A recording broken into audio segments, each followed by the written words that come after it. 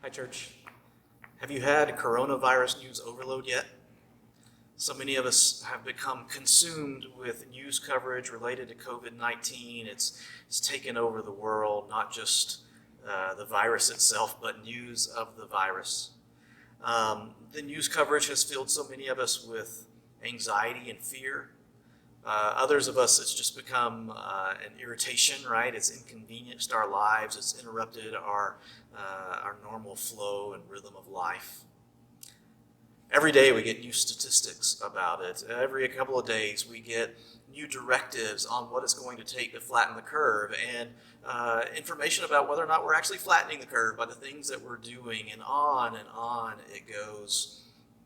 Whether we have been infected by this virus or not, the truth is the virus has consumed us all. It's consumed our lives.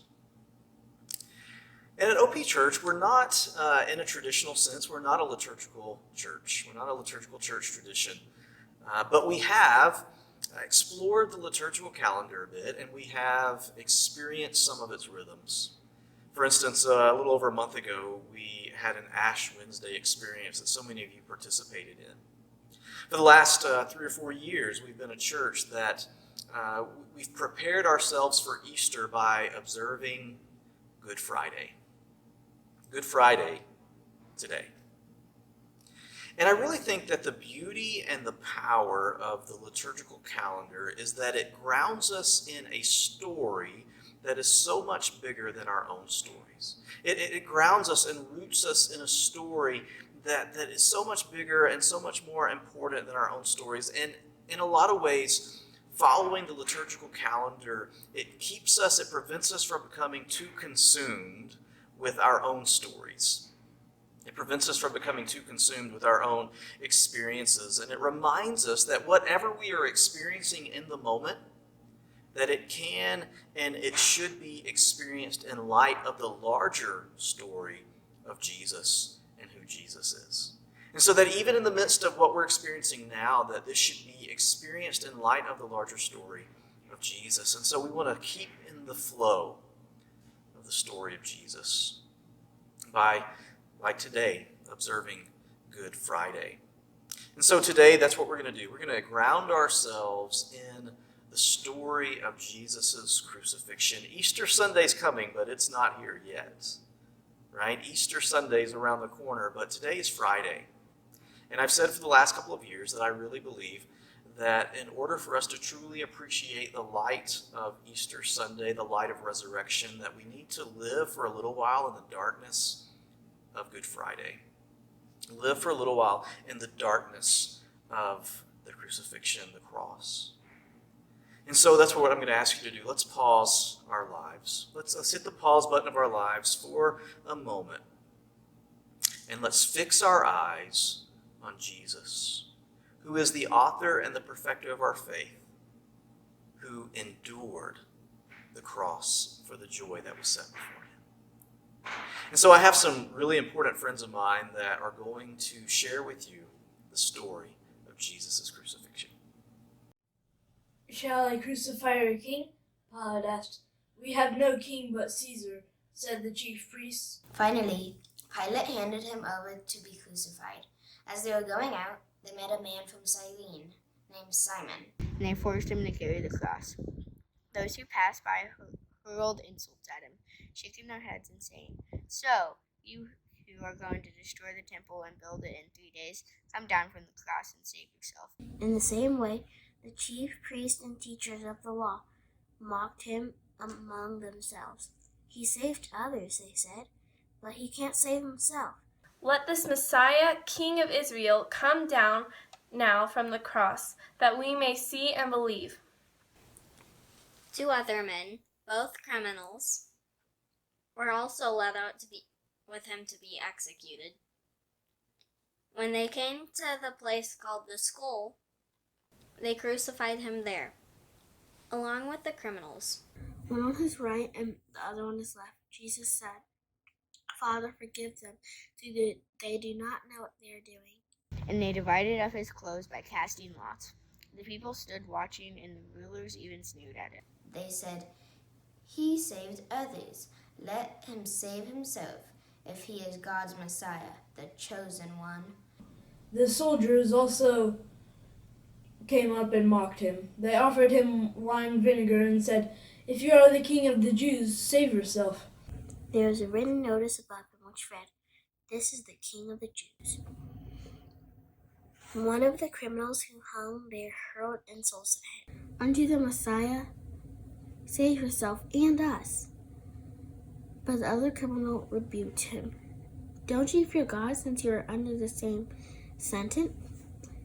We are punished justly, for we are getting what our deeds deserve, but this man has done nothing wrong." Then he said, "Jesus, remember me when you come into your kingdom." Jesus answered him, Truly, I tell you, today you will be with me in paradise. Near the cross of Jesus stood his mother's sister, Mary, the wife of Clopas, and Mary Magdalene. When Jesus saw his mother there and the disciple whom he loved standing nearby, he said to her, "Woman, here is your son." And to the disciple, "Here is your mother." From that time on, this disciple took her into his home. It was about noon, and darkness came over the whole land until 3 in the afternoon, for the sun stopped shining. And the curtain of the temple was torn in two. About 3 in the afternoon, Jesus cried out in a loud voice, "Eli, Eli, lama sabachthani," which means, my God, why have you forsaken me?" When some of them standing there heard this, he said, "He's calling Elijah." Immediately one of them ran to get a sponge, filled it with wine vinegar, and then put it on a staff and offered it to Jesus to drink. The rest said, "Now leave him alone. Let's see if Elijah comes to save him." When he had received the drink, Jesus said, "It is finished." It is finished. It is finished. It is finished. It is finished. It is finished. It is finished. With that, he bowed his head and gave up his spirit. Okay, so I don't know about you, but I probably need to spend a little more time just sitting in that story. I don't mean studying it. I don't mean breaking it down, looking for theological nuggets of truth in it, but I mean just sitting in it, embracing that story, and letting that story embrace me. On Good Friday, I'm always reminded of something that Peter says, but actually Peter is just quoting from an Old Testament prophet named Isaiah. But Peter says, he himself, speaking about Jesus, he says, he himself bore our sins in his body on the cross, so that we might die to sins and live for righteousness. And then he says this, by his wounds we have been healed. By his wounds we have been healed. Isn't healing on our minds right now? I know it is for me. Healing is on my mind, and I don't know if we could say that the healing that we receive from the cross is healing for the coronavirus.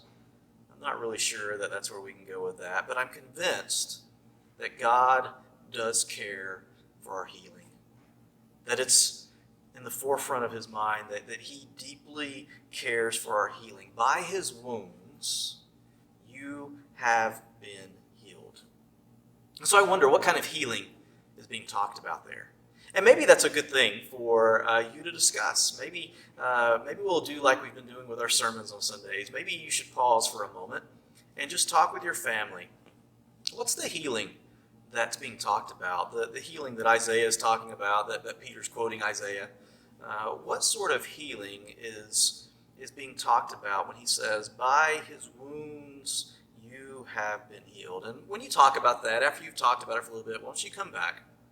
And we're going to be led in a beautiful old hymn by Nikki.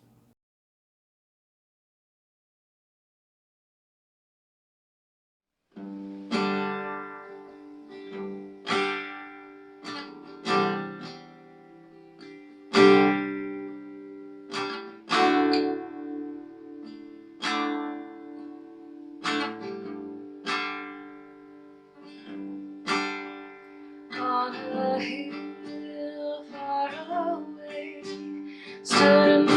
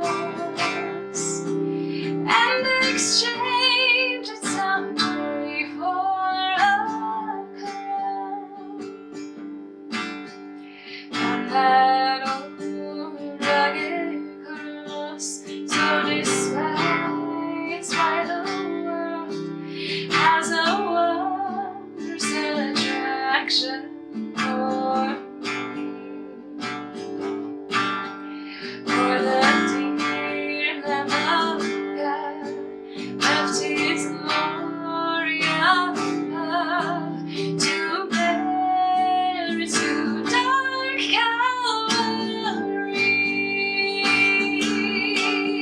So I'll cherish the old rugged cross till my trophies at last I lay down. I will cling to your rugged cross and exchange it someday for a crown.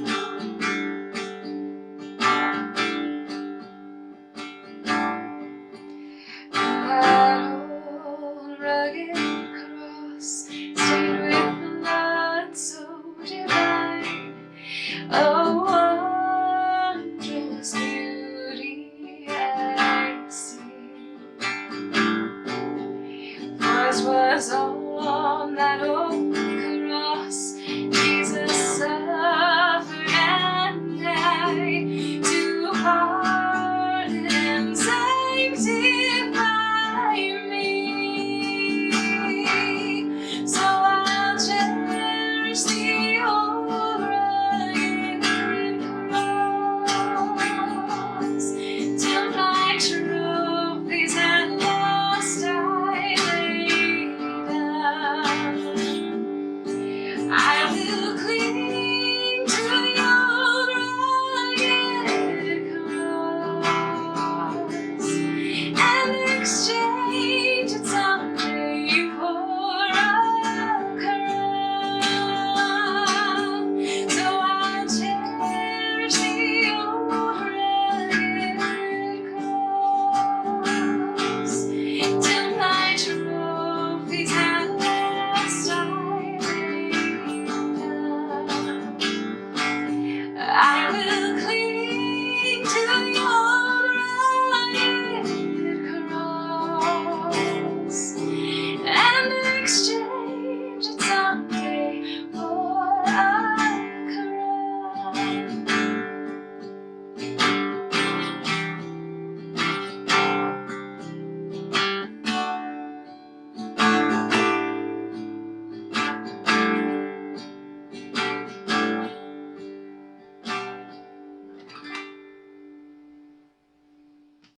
So when he had received the drink, Jesus said, "It is finished." And with that, he bowed his head and he gave up his spirit. It is finished. I want you to sit with that this weekend.